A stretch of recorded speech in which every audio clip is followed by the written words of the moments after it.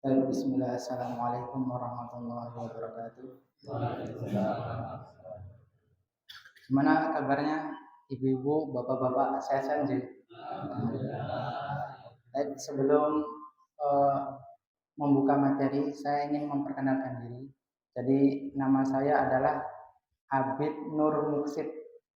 Biasanya mas-mas pondok manggilnya Mas Abid. Tapi boleh kalau dipanggil Mas Nur boleh, Mas Muksid pun boleh. Monggo so enaknya lah, deh, nggak apa-apa.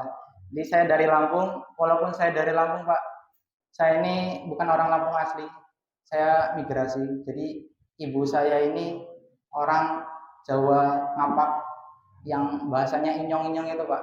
Nah, sedangkan bapak saya ini Jawa orang Sunda.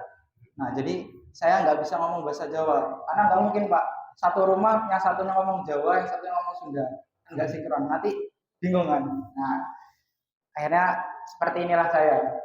Oke, saya angkatannya Mas Habib biasanya, dan saya juga adik kelasnya Mas Udin. Langsung nih deh. Innal hamdalillah nahmadu wa nasta'inu wa nastaghfiruh wa na'udzu billahi min shururi anfusina wa min sayyiati a'malina may yahdihillahu fala mudhillalah wa may yudhlilhu fala hadiyalah. Asyhadu an la ilaha illallah wa asyhadu anna muhammadar rasulullah la nabiyya wa la rasulullah ba'da. Wa qala ta'ala ya ayyuhalladzina amanu qu anfusakum wa ahlikum nar wa quduhan nas wal hijarah 'alaiha malaikatu ghilazun shidadun la ya'suna Allaha ma amarahum wa yaf'aluna ma yu'marun. Jadi pertama-tama marilah kita bersyukur kepada Allah Subhanahu wa taala karena telah memberikan berbagai macam kenikmatan, dari nikmat kesehatan, nikmat waktu luang, nikmat memiliki mungkin fisik yang bagus ataupun nikmat-nikmat lainnya. Namun dari seluruh nikmat yang kita dapatkan dari Allah Subhanahu wa taala itu ada dua nikmat penting, yaitu nikmat iman dan Islam. Dan dari nikmat iman dan Islam ini ada nikmat yang paling penting lagi, yaitu adalah nikmat dilahirkan dalam kondisi Islam. Coba ibu-ibu sama bapak-bapak bayangkan kalau kita lahir dalam kondisi non-muslim, siapa yang bakal menjamin kita akan menjadi orang Islam? Nah, maka kenikmatan Islam dan iman saat kita lahir ini salah satu kenikmatan luar biasa yang Allah berikan kepada kita. Maka kita harus berbahagia dan bangga hidup dalam keadaan, lahir dalam keadaan Islam. Nah, maka kita juga wajib untuk bersyukur untuk segala nikmat yang Allah berikan, terutama dua nikmat ini. Nah, bagaimana cara kita bersyukur terhadap nikmat yang Allah berikan? Imam Ibnu Qayyim Az-Zawji mengatakan ada dua cara kalau kita ingin disebut sebagai orang yang bersyukur. Nah, maka disimak nih. Yang pertama adalah melafazkan kalimat thayyibah atau berzikir kalau bahasa pendeknya. Nah, jadi kita mendapatkan badan yang bagus, misalkan umur yang panjang. Nah, kita wajib untuk berzikir, mengucapkan tahmid, tahlil, takbir, macam-macam. Itu bentuk rasa syukur kita kepada Allah. Nah, yang kedua yaitu dengan kita menggunakan nikmat tersebut untuk ketaatan. Dikasih fisik yang kuat, maka perbanyak sholat, terutama sholat sunnah yang Rasulullah nggak pernah meninggalkan. Ibu-ibu atau bapak-bapak ada yang tahu dua sholat sunnah Rasulullah yang selama Rasulullah SAW hidup itu nggak pernah ditinggalin? Kira-kira apa, Pak, Bu? Mungkin ada yang tahu? Nah, ya.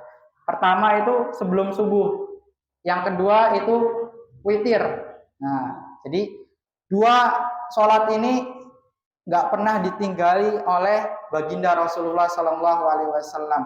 Berarti menandakan dua sholat ini memiliki faedah yang luar biasa. Nah, kalau misalkan sholat subuh itu 2 rakaat sebelum subuh itu kan mendapatkan dunia dan seisinya. Sedangkan witir ini Rasulullah SAW mewajibkan pada dirinya sendiri. Bahkan ada salah satu imam mazhab, ya kan ada imam mazhab Hanafi, Hambali, Syafi'i sama Maliki. Nah, salah satunya ini yang bernama Imam Hanafi itu mewajibkan untuk melaksanakan sholat witir. Berapa jumlah rakaatnya? Terserah Pak Bu. Boleh 1 rakaat, 3 rakaat, bagus, 5 rakaat, silakan. Intinya setelah selesai sholat isya. Seperti itu. Jadi itu adalah amalan yang Rasulullah SAW yang nggak pernah Rasulullah tinggalkan. Dikasih kemampuan untuk menahan lapar, maka memperbanyak saum kita. Seperti itu. Nah, ketika kita setelah memiliki yang pertama kita berzikir atas segala nikmat Allah, yang kedua kita melakukan ketaatan kepada Allah, maka kita akan disebut sebagai hamba yang bersyukur. Seperti itu. Selanjutnya kita membahas masalah doa. Jadi ada salah satu doa Rasulullah SAW yang telah diajarkan kepada kita. Spesifiknya doa ini biasanya dibaca setelah sehabis tasyahud akhir atau sebelum salam. Kita membaca at-tahiyatulillah, terus salawat Ibrahim, terus setelah itu kita membaca doa ini. Nah, sebelum kita masuk ke doa ini, alangkah bagusnya kalau kita nih mengetahui dulu apa sih fungsinya doa, kenapa sih kita nih umat muslim tuh disuruh untuk doa. Seenggaknya kita harus punya tiga kenapa kita ini harus berdoa. Yang pertama adalah doa itu adalah senjatanya orang mukmin, ataupun doa itu adalah sumber kekuatannya orang mukmin. Kenapa bisa demikian? Karena doa itu adalah ad-du'a silatul mukmin, ya. Doa itu adalah senjata orang-orang mukmin. Di zaman Nabi SAW, Rasulullah itu pernah bertempur bersama orang-orang Quraisy, dan jumlah pasukan Rasulullah itu cuma 313 kurang lebih. Sedangkan pasukan musuh itu jumlahnya 1000. Kalau kita bayangkan secara logika, kita pahami secara akal sehat kita, Rasulullah pasti kalah. Pasti timnya Rasulullah, sekuatnya Rasulullah ini pasti kalah. Kenapa? Karena ngelawan 1000 pasukan. Yang 1000 pasukan ini dilengkapi dengan pakaian-pakaian yang mewah-mewah. Ada zirahnya, ada pasukan berkudanya. Sedangkan Rasulullah cuma 3 pasukan berkudanya. Tapi apa yang dilakukan Rasulullah SAW? Rasulullah berdoa, siang malam berdoa kepada Allah Subhanahu Wa Taala untuk dimenangkan perang ini. Karena ini perang perdana. Kalau misalkan Rasulullah SAW itu kalah sama sahabat-sahabatnya, maka tidak ada satupun penduduk Mekah yang bakal masuk Islam lagi. Bahkan Rasulullah menundukkan dirinya kepada Allah sampai menangis, memohon banget sama Allah supaya dimenangkan. Ya Allah, menangkanlah peperangan ini. Sungguh kalau misalkan engkau tidak memenangkan peperangan ini, tidak ada satupun umat Islam yang akan, tidak ada satupun orang-orang kafir yang akan masuk Islam lagi. Bahkan bisa dikatakan orang-orang yang masuk Islam itu akan murtad kembali, karena kecewa. Bahkan sampai sorbannya Rasulullah itu jatuh, terus sama Abu Bakar dipakein lagi. Ya Rasulullah, udah cukup ya Rasulullah. Pasti Allah bakal ngabulin doa kamu. Tapi Rasulullah SAW tetap berdoa. Dan akhirnya apa? Pertempuran dimenangkan oleh timnya Rasulullah SAW. Lalu yang kedua adalah doa ini adalah salah satu amalan ibadah. Ya, jadi kita telah mengetahui banyak sekali ibadah-ibadah dalam agama Islam ini. Ada sholat, ada puasa, zakat, macam-macam. Nah, masing-masing dari amalan ibadah ini pasti punya keutamaannya masing-masing. Nah, kalau doa ini keutamaannya apa? Doa ini satu-satunya amalan ibadah yang kita boleh meminta dunia. Jadi kalau Bapak Ibu kalau berdoa minta dunia tidak apa-apa. Tapi dalam catatan diimbangi dengan meminta akhirat juga. Jadi jangan cuma minta dunia doang. Nah, tapi ini sisi pentingnya, kita boleh meminta dunia. Lalu yang selanjutnya adalah 3, yang paling penting adalah mengakui bahwasannya doa ini adalah, kalau kita berdoa mengakui akan keesaannya Allah. Kalau kita berdoa ini kan secara nggak langsung kita merendahkan diri kepada Allah, menandakan bahwasanya kita nih makhluk yang lemah, kita butuh banget sama namanya pertolongan Allah. Kalaupun kita doa, terus doa kita nggak dikabulkan, sebenarnya Allah tidak mengabulkan. Ada macam-macam cara Allah mengabulkan doa. Yang pertama, Allah bisa membalasnya kontan. Misalkan dia berdoa pada hari itu, nggak lama kemudian Allah langsung membalasnya. Misalkan dia berdoa meminta kekayaan, harta yang banyak. Nah, Allah ini tahu, kalau dia dikasih harta yang banyak, dikasih kekayaan, dia masih tetap taat kepada Allah. Akhirnya Allah memberikan harta tersebut. Tapi ada kalanya juga ketika doa itu sempat dipending sama Allah. Mungkin setahun, 2 tahun, 3 tahun. Allah tuh pengen ngeliat kesungguhan orang yang berdoa ini. Bisa jadi juga Allah melihat, hambaku ini belum cocok untuk mendapatkan kekayaan. Takutnya kalau aku memberikan kekayaan, kata Allah, nanti dia lupa sama aku. Akhirnya ketika dia waktunya telah cocok, Allah akan memberikan apa yang dia inginkan. Lalu yang terakhir adalah Allah tidak memberikannya di dunia, tapi Allah menjadikan simpanan di akhirat. Nah, jadi kalau misalkan kita berdoa terus nggak dikabul-kabulin, bukan kita nggak dikabulin, tapi doanya ini disimpan sama Allah.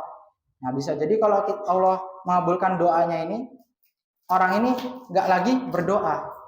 Bukankah kalau kita berdoa, misalkan meminta keturunan gitu, kita berdoa terus sama Allah nggak dikasih, kita bakal doa terus, kita bakal bangun malam terus. Nah, seakan-akan kita nih kayak minta uang atau minta jajan sama ibu kita. Kalau ibu kita nggak ngasih, kita bakal nangis-nangis, bakal megang-megangin tangannya, ibu-ibu minta jajan. Nah, itulah ibaratkan kita dengan Allah. Allah mungkin kangen dengan suara kita, suara doa kita. Mungkin juga Allah juga kangen ketika kita bangun di malam hari, berdoa, meneteskan air mata. Mungkin di situ Allah kangen sama kita. Nah, jadi kalau misalkan kita berdoa, jangan pesimis dulu. Ada 3 cara Allah itu mengabulkan doa kita. Yang selanjutnya, doa yang dimaksud tadi yang telah saya sampaikan sebelumnya, doa yang dibaca setelah tasawuf akhir, lalu dibaca setelah tasawuf akhir sebelum salam, itu doa bunyinya Allahumma inni a'udzubika min adzabil qabri wa min adzabi jahannam wa min fitnatil mahya wal mamati wa min syarri fitnatil masiihid dajjal. Jadi ada 4 poin. Allahumma inni a'udzubika min adzabil qabri. Yang pertama azab qabri, wa min adzabi jahannam, kedua azab jahannam, ketiga wa min fitnatil mahya wal mamati, fitnahnya kehidupan dan fitnahnya kematian. Yang terakhir adalah wa min syarri fitnatil masiihid dajjal, fitnahnya dajjal. Oke. Kita bahas, kan ada 4 poin, kita bahas satu-satu, mudah-mudahan waktunya cukup. Nah, pertama adalah Allahumma inni a'udzubika min adzabil qabri. Kenapa kita harus berdoa seperti ini? Perlu kita ketahui bahwasanya azab kubur itu adalah azab yang sangat pedih. Bahkan azab kubur ini adalah awal tiket kita. Kalau misalkan kita di alam barzah ini itu baik, maka tiket selanjutnya juga baik. Misalkan kita beramal, terus ketika di alam barzah itu kita mendapatkan kenikmatan, nggak menutup kemungkinan nanti setelahnya juga di surga, di akhiratnya dia akan mendapatkan surga. Namun kalau ketika di alam barzahnya, di kuburannya ini ia mendapatkan keburukan, tidak menutup kemungkinan nanti di akhiratnya juga mendapatkan keburukan, yaitu neraka.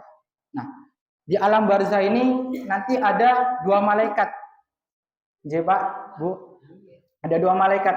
Siapa malaikatnya? Raqib sama Salah. Mungkar sama Nangkir. Iya itu.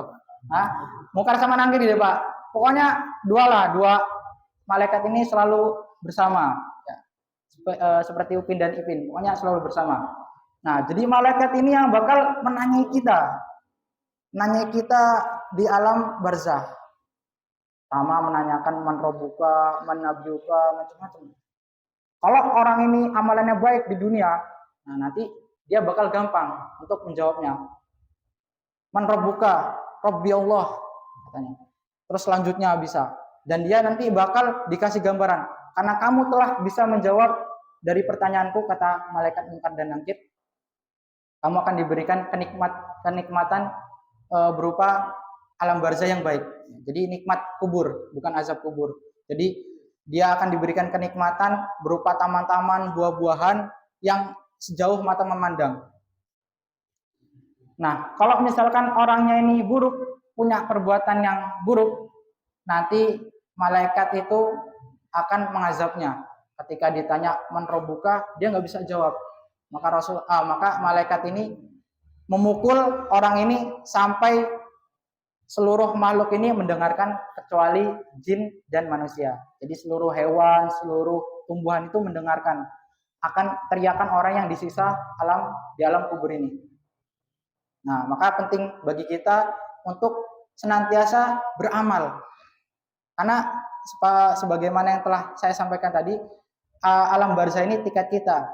Supaya kita itu bisa mendapatkan VVIP berupa alam barzah lalu surga, maka perlu bagi kita untuk beramal. Nah, ada 3 amalan yang kalau misalkan kita ini telah meninggal, itu akan membantu kita di alam barzah, di alam kubur. Pertama adalah sodaqatun jariyah. Itu sodakoh yang selalu senantiasa mengalir. Nah, sodakoh ini nggak mesti dengan uang. Kalaupun dengan uang juga nggak mesti dengan uang yang banyak. Mungkin bisa misalkan barang Al-Quran kita wakafkan, misalnya kayak di sini Al-Quran. Nah, setiap ada misalkan anak-anak ngaji, anak-anak TPA yang membaca, terus Al-Qurannya ini dihayati isi kandungannya. Orang yang mewakafkannya itu akan mendapatkan pahala terus mengalir sampai di kuburan. Bahkan nanti ketika mungkin malaikat ingin mengazabnya, nggak jadi gara-gara amalannya itu bertambah terus. Coba bayangkan ketika kita bersedekah. Nah, sedekah hanya misalkan 500 rupiah. Dari 500 rupiah yang sedekah banyak, sekitar 30 orang, terkumpullah 15.000. Lalu dari 15.000 itu dikumpulkan lagi menjadi banyak, akhirnya digunakan untuk fasilitas masjid. Misalkan kayak kipas angin, parfum. Nah, nanti ada orang yang sholat khusyuk, itu kita tetap mendapatkan pahala orang yang khusyuk itu. Nah, makanya jangan ragu untuk bersedekah. Karena bersedekah ini nggak mesti nominalnya besar, nggak mesti nominalnya kecil. Nggak apa-apa kita bersedekah 500, 1000 kecil. Yang penting kita istiqomah dan selalu bersedekah. Itu. Nah, lalu amalan selanjutnya adalah ilmu yang bermanfaat. Ilmu yang bermanfaat itu ilmu yang bisa kita sampaikan ke orang lain. Misalkan saya telah menyampaikan ilmu pada malam hari ini, terus ibu-ibu atau bapak-bapak pulang ke rumah mengajarkan anak-anaknya, mengajarkan suami atau istrinya, ya intinya ngasih tahu akan ilmu yang telah saya sampaikan, maka amalan itu akan mengalir sampai di liang lahat nanti. Nah, yang selanjutnya adalah doa anak soleh. Nah, perlu diketahui bapak-bapak, ibu-ibu, anak soleh ini adalah investasi terbesar kita ketika kita di dunia maupun di akhirat. Kalau kita punya anak yang soleh, masya Allah, kita ngelihat anak soleh ini aja udah udah wow gitu, udah amazing gitu. Apalagi ketika di akhirat. Nanti ketika kita meninggal dunia di liang lahat, nggak ada lagi syafaat yang diberikan. Nanti doa anak soleh ini yang akan memberikan syafaatnya. Nanti doa anak soleh ini selalu berdoa di malam hari, mendoakan orang tuanya, mendoakan bapaknya, ibunya, kerabat-kerabatnya. Maka kita harus memiliki anak yang soleh. Kita usahakan memiliki anak yang soleh. Itu adalah kewajiban bagi seluruh orang tua, terutama ibu. Ibu paling bertanggung jawab untuk mendidik anak. Al-um madrasatul ula. Ibu itu sebenarnya tugasnya itu di rumah untuk mendidik anak. Sedangkan ayah itu bekerja, nanti setelah bekerja itu dia menyampaikan tambahan dari ilmu-ilmunya. Maka penting untuk kita untuk mendapatkan atau memiliki anak yang soleh. Nah, lalu yang selanjutnya, yang tadi kan kita masalah azab kubur. Selanjutnya azabul jahannam, azab jahannam. Kenapa kita harus berdoa dengan berdoa supaya dijauhkan dari azab jahannam? Karena neraka jahanam ini neraka yang paling mengerikan di antara 7 neraka lainnya. Jadi kalau orang udah masuk neraka jahanam itu wah pasti udah angel, udah pasti dosanya itu udah dosa yang cukup berat lah. Yang dosanya itu mungkin di dunia udah sulit untuk diampuni. Jadi ada 7 macam pintu neraka. Yang pertama itu neraka jahanam, yang pertama. Jadi ada 7, yang pertama neraka jahanam. Nah, neraka jahanam itu tempatnya orang-orang munafik. Yang pertama, munafik kelas berat. Yang kedua adalah tempatnya orang-orang kafir. Ini juga kafir kelas berat. Kenapa? Biasanya kafir-kafir yang dia ini suka menghina orang-orang Islam. Contohnya seperti Abu Lahab dan Abu Jahal. Lalu selanjutnya tingkatan yang agak bawah lagi ada neraka namanya Lazza. Lazza ini tempatnya orang-orang kafir. Nah, ini orang-orang kafir yang kelas ringan, yang mungkin cuman kafir doang. Tapi kan kalau orang kafir itu secara nggak langsung dia telah durhaka sama Allah, telah bermaksiat. Jadi dia tempatnya di neraka. Yang ketiga adalah neraka Hutomah. Nah, digambarkan dalam surat Al-Zalzalah, dalam surat Al-Humazah, wailul likulli humazatil lumazah. Celaka bagi orang-orang yang suka mengumpat dan mencela. Alladzi jama'a lau wa'addada. Ya udah suka mengumpat, mencela, terus suka mengumpulkan harta-harta, terus menghitung-hitungnya. Yahsabu annama lahu ahladah. Udah menghitung harta, dia mengira bahwasanya aku ini lama hidup di dunia, hartaku banyak, aku bisa beli skincare yang bisa membuat aku lebih muda, berumur panjang. Dia mengira dengan hartanya itu dia mampu untuk hidup akhladah, untuk hidup abadi.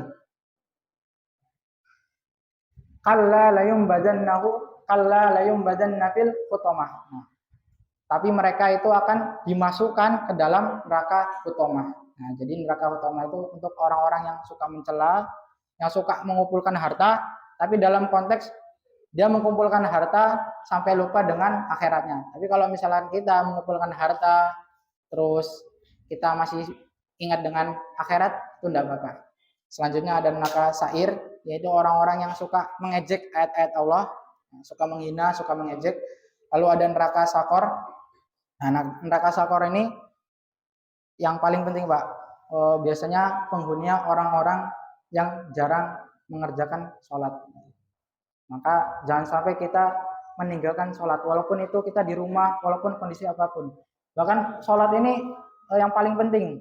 Dari seluruh amalan yang nggak dikodok cuman sholat.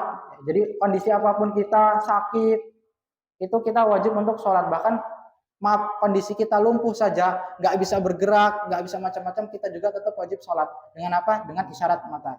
Maka jangan sampai kita meninggalkan sholat. Nanti tempatnya di neraka sakor. Lalu yang selanjutnya tingkatan yang paling bawah itu neraka jahim. Itu mereka yang sibuk untuk mengejar urusan dunia. Lalu yang terakhir adalah neraka hawiyah. Neraka hawiyah itu neraka untuk orang-orang yang amalannya itu sedikit. Jadi ketika di yaumul akhirat nanti ada namanya yaumul mizan. Mizan ini adalah tempatnya timbangan ya. Nanti ada timbangan yang besar, ada timbangan yang kecil. Ada timbangan yang baik, ada timbangan yang buruk. Nanti kalau misalkan dia amalannya sedikit, timbangan buruknya lebih tinggi. Nah, nanti dia masuk ke dalam neraka hawiyah. Wa man khafat mawazinu fa ummuhu hawiyah. Dan amalannya yang sedikit itu maka ia akan dibalas fa ummuhu hawiyah, akan dimasukkan ke neraka hawiyah. Sudah 2 poin. Yang pertama tadi adalah neraka azab kubur, yang kedua adalah neraka jahanam. Yang ketiga adalah Wa min fitnatil mahya wal mamati. Nah, fitnahnya kehidupan dan fitnahnya kematian. Kalau fitnah kematian tadi adalah mencakup dua hal, yaitu kubur dan neraka jahanam. Adapun kalau fitnah kehidupan ini yang paling penting. Jadi ada dua fitnah, yang fitnah ini sering masuk ke dalam dalam diri kita, yaitu fitnah syahwat dan fitnah subhat. Nah, ini fitnah yang paling bahaya. Pertama dari fitnah subhat. Dari fitnah syahwat dulu. Syahwat ini kaitannya dengan hawa nafsu, keinginan kita yang menggebu-gebu. Ya, contohnya kita syahwat ini keinginan akan harta, keinginan akan kekuasaan. Kalau yang laki-laki biasanya keinginan akan wanita. Nah, ini fitnah syahwat. Fitnah harta ini biasanya fitnah syahwat, biasanya fitnah kekuasaan itu berawal dari pertama memiliki harta. Memiliki harta, dari memiliki harta ini akhirnya dia merasa kurang. Akhirnya dia mencari popularitas, mencari follower. Akhirnya dia seperti yang ini Pak, di penjabat-penjabat gini lah, yang mereka tuh berkata-kata manis, tapi akhir-akhirnya mereka nggak sesuai dengan apa yang dia katakan ya. Dari fitnah harta, terus kekuasaan, lalu selanjutnya ke wanita. Gitu. Nah, dalam fitnah harta ini ada kisah di surat Al-Kahfi, yaitu kisahnya tentang orang yang memiliki dua kebun yang indah. Jadi dikisahkan bahwasanya di zaman dahulu, zaman sebelum Nabi Muhammad SAW, ada dua orang yang dia ini tadinya soleh, suka melakukan amal kebaikan, tapi semua itu berubah ketika mereka masing-masing memiliki pekerjaan. Nah, qadarullah yang satunya ini memiliki pekerjaan dan akhirnya memiliki kekayaan. Bahkan kekayaannya itu yang paling luar biasa itu adalah memiliki dua kebun yang indah. Nah, dua kebun yang indah ini, ketika orang masuk ke dalam dua kebun ini, dia ini ngerasa seakan-akan surga dunia, saking indahnya. Nah, ketika itu temannya yang satu lagi ini datang ke rumahnya orang yang kaya ini, ingin meminjam duit ya, untuk kebutuhannya. Nah, ketika ia ingin meminjam duit, dia ini orang yang kaya malah menghina orang yang miskin ini, temannya sendiri. Lalu yang orang miskin ini mengatakan bahwasanya, bukankah kekayaan yang engkau beri, yang Allah beri, bukanlah kekayaan yang engkau dapatkan itu berasal dari Allah? Jikalau Allah ingin, bisa saja Allah mencabut kekayaan yang engkau miliki. Tapi dengan sombongnya, dengan angkuhnya, ia mengatakan bahwasanya kekayaan aku dapatkan ini murni dari hasil jeripayahku. Maka tidak selang berapa lama, dijelaskan dalam surat Al-Kahfi, bisa dibaca nanti, itu dua kebunnya ini hancur. Akhirnya dia sadar terhadap apa yang ia lakukan terhadap saudaranya. Atau kisah lain, kisah Qarun. Qarun ini sebelum menjadi orang yang kaya, dia ini adalah orang yang taat dan rajin ibadah. Sampai akhirnya Nabi Musa alaihissalam mendoakan Qarun supaya ia memiliki harta yang banyak, harta melimpah. Namun na'udzubillah, ketika ia telah diberikan harta yang melimpah, memiliki kekuasaan yang luas, Nabi Musa alaihissalam ini mendatangi Qarun dan ia ingin meminta sumbangan atas hartanya Qarun untuk dibagikan kepada fakir miskin. Dengan sombongnya, dengan angkuhnya, ia mengatakan, wahai Musa, harta yang aku dapatkan ini murni dari apa yang aku kerjakan. Hingga Allah Subhanahu wa taala itu mengazab Qarun dengan menenggelamkan Qarun di dasar bumi beserta dengan harta-hartanya. Makanya kalau kita dengar ya, kalau misalnya masih kecil itu ada namanya harta karun ya. Mungkin itu plesetan dari Qarun, dari kata Qarun, seperti itu. Selanjutnya adalah fitnah subhat. Kalau tadi fitnah syahwat, yang ini yang kedua adalah fitnah subhat. Fitnah subhat ini kaitannya dengan ya, mungkin perpecah belahan, terus perpecah belahan, lalu penyimpangan. Perpecah belahannya gimana maksudnya? Jadi kadang ya biasanya deket-deket mau Ramadan. Nah, biasanya golongan, mohon maaf nih Pak, golongan orang-orang Nahdien dan orang-orang Muhammadiyah. Nah, biasanya mereka ini bingung untuk menetapkan Ramadan. Karena memang masing-masing itu memiliki metodenya masing-masing untuk menetapkan Ramadan.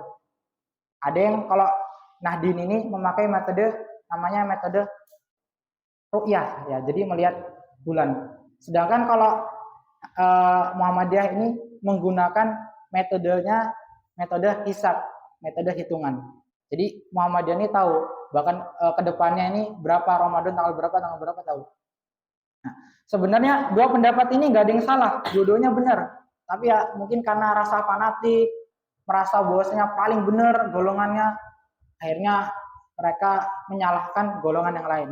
Nah ini nggak boleh. Makanya kalau misalnya kita memiliki jamaah, memiliki golongan itu jangan terlalu fanatik. Bisa jadi golongan kita ini benar, tapi ada kemungkinan untuk salah. Bisa jadi pula golongan orang lain itu salah, tapi ada kemungkinan untuk benar.